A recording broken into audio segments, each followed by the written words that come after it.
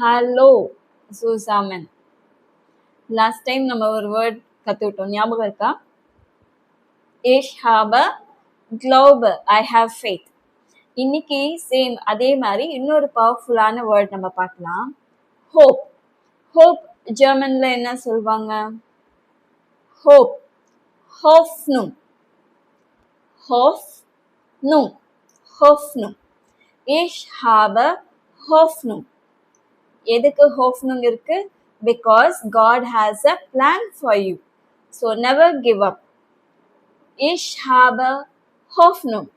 Because God has a plan for me.